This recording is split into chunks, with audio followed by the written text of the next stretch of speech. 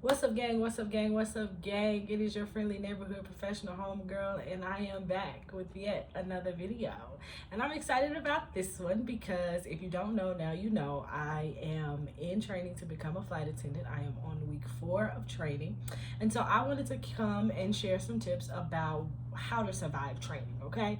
So this video is for anybody who is thinking about becoming a flight attendant, who is applying currently, who has gotten CJOs and they're preparing for training. This video is for you. Shoot, if you're already in training, this video is for you. Or if you just love me and you just want to see what I have to say about this, then this video is for you. So I have my notes here, what I've been writing down throughout the weeks. So if you see me looking down, I'm just referencing my notes. So here we go. Number 1 is to read all of your pre-entrance materials, like whatever your airline sends you after you accept your CJO. Read everything, read it thoroughly, because 10 times out of 10 they have sent you every piece of information that you need in terms of like what to bring to training, what to expect at training, what you can wear at training. So read it thoroughly. And if your airline is like mine, there was also a pre-entrance exam, which meant there was also a study guide along with those things. So if a few days after you accept your CJO you have not received any further communication, call somebody, email somebody, make sure you have what you need to have before you get to wherever you're going for training. When it comes to appearance, keep it simple. My airline has very strict guidelines on what you can wear in training. It's basically black and whites. Black slacks, a black skirt, a black business dress, black shoes, black socks, nude color tights if you're wearing skirts or dresses, white button-ups or black turtlenecks or black button-up. That's it. Keep it simple, okay? This is not a fashion show. This is not the time to show off your fashion style. Like, it's okay. For 32 days, you can stick it out. Keep it simple, because if you don't, they are going to give you corrective action for that. And after 2 corrective actions, you get dismissed. So don't mess up your opportunity because you're trying to be fresh off the runway. Not that deep. Don't overpack. Listen, there are a lot of things that I brought here that I did not need, okay?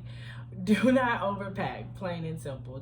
If you can try to pre-plan some meals and recipes to get you through training, because I have an Instant Pot and a mini fridge and a microwave, right? I know there's one hotel here that my airline uses for trainees that comes with a kitchenette, so they have maybe a little bit more flexibility, but you know, it's not bad. Like, I have been making it work. I've not missed any meals in the Instant Pot. The Instant Pot does 13 different types of things, so I'm okay. But it just takes a little bit more planning. It takes a little bit more time, and that's okay. You can't obviously buy as much at a time as you would at home, like, because you have a mini fridge and not a full fridge, but you can make it work. Get cool with somebody. You are not going to like everybody here. You're not going to be besties with everybody. That's not the point.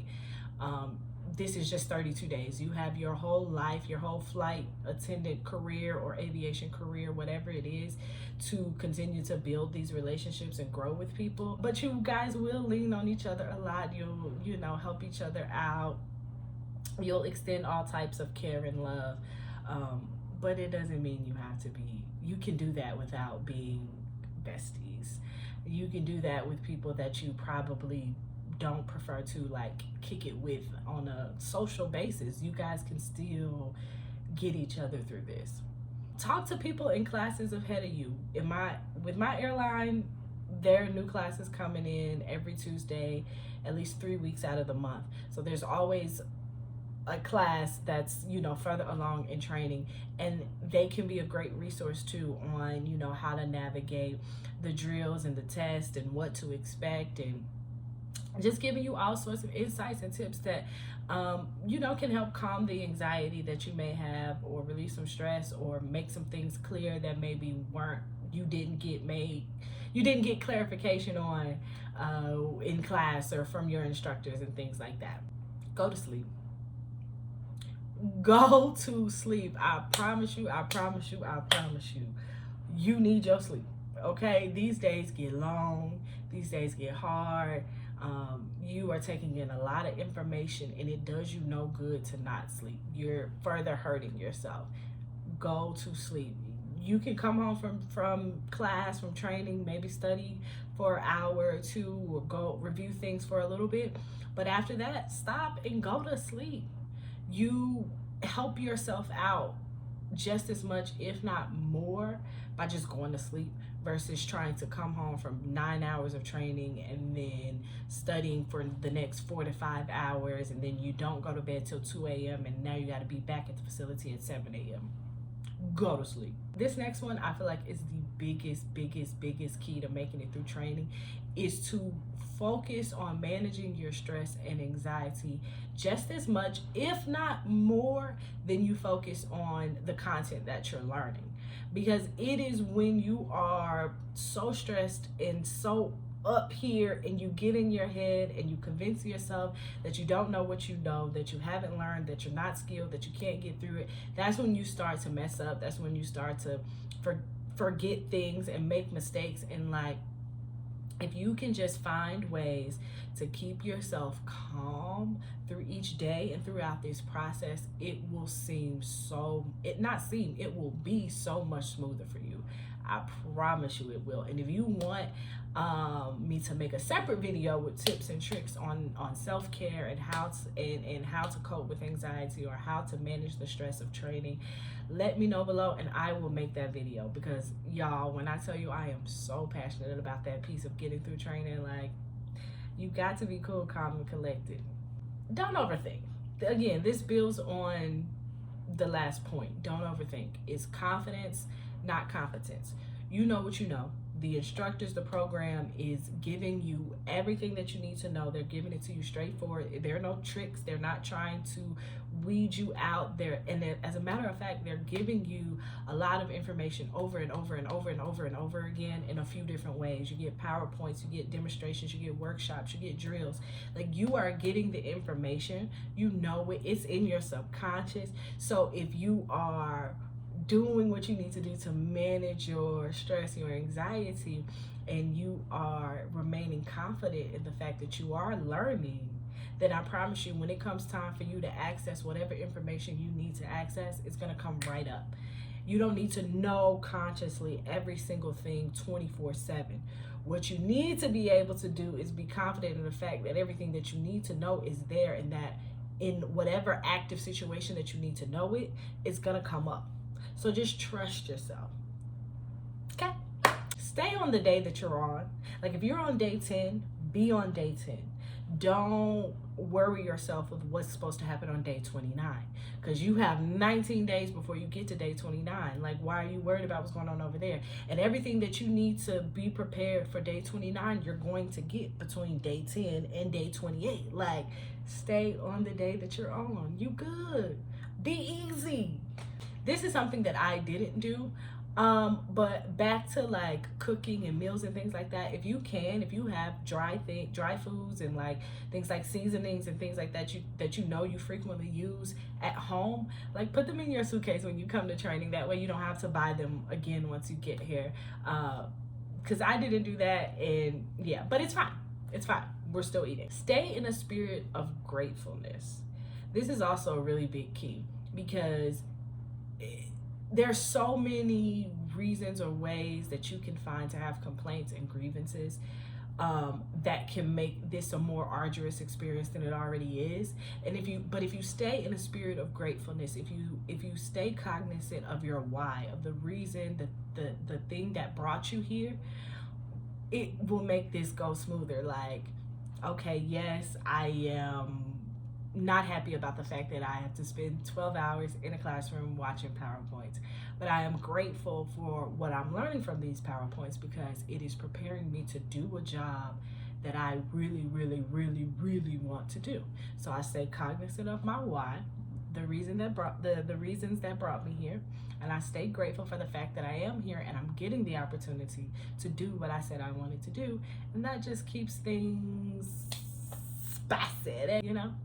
That keeps me going. It keeps me fueled, just as much as sleep, just as much as nutritious meals, just as much as spending time in the sun.